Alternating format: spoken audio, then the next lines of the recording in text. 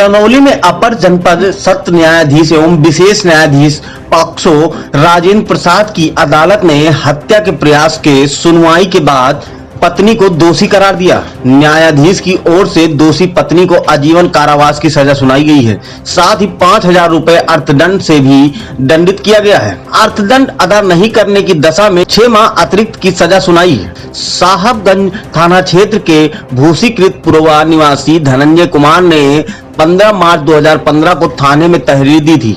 आरोप था कि उसके पिता दीनानाथ और माता कमलावती देवी के बीच झगड़ा हुआ। रात में एक ही कमरे में सोए थे। इस बीच सुबह करीब 3:30 बजे सोए हुए पिता के ऊपर माता ने कुल्हाड़ी से हमला कर दिया। चीखने चिल्लाने पर कुल्हाड़ी छोड़कर वो भाग गई। इस संबंध में कमलावती देवी के साथ ही उनके भाई व भतीजे मनोहर व संतोष के खिलाफ मुकदमा दर्ज कराया गया था।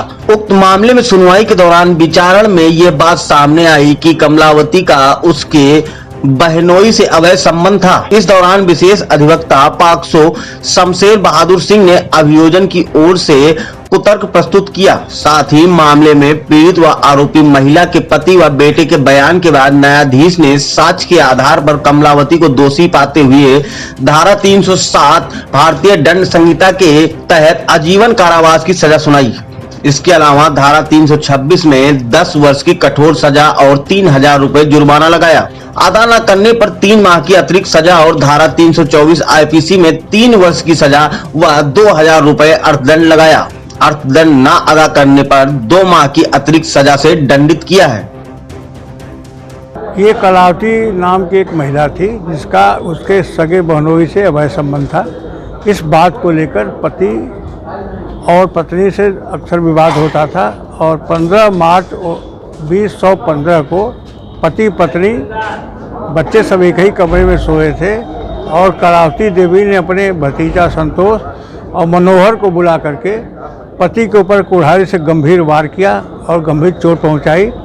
उस मामले में कलावती को 307 हत्या के प्रयास में आजीवन कारावास, 5,000 रुपया जुर्माना, न देने पर 3 वर्ष का अतिरिक्त कारावास, 326 में 10 वर्ष का कारावास और 324 में 3 वर्ष का कारावास ये माननीय स्पेशल जज पॉक्सो राजेंद्र प्रसाद ने कल खुले न्यायालय में सुनाया।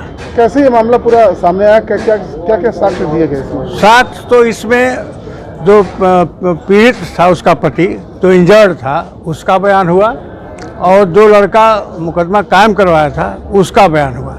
कुछ गवाह इसमें पक्षद्रोही हो गए थे लेकिन 2 ही बयान पर्याप्त था और उसको पर्याप्त साक्ष्य मानकर अदालत ने सजा का आदेश दिया।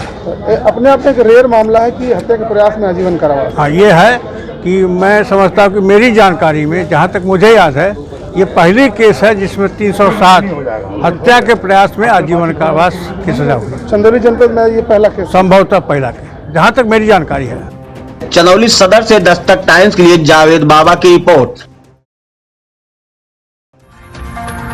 ताज़ा तरीन खबरों के लिए सब्सक्राइब करना ना भूलें दस्तक टाइम्स। बेल आइकन दबाकर पाएं देश विदेश की लेटेस्ट खबरों की नोटिफिकेशन।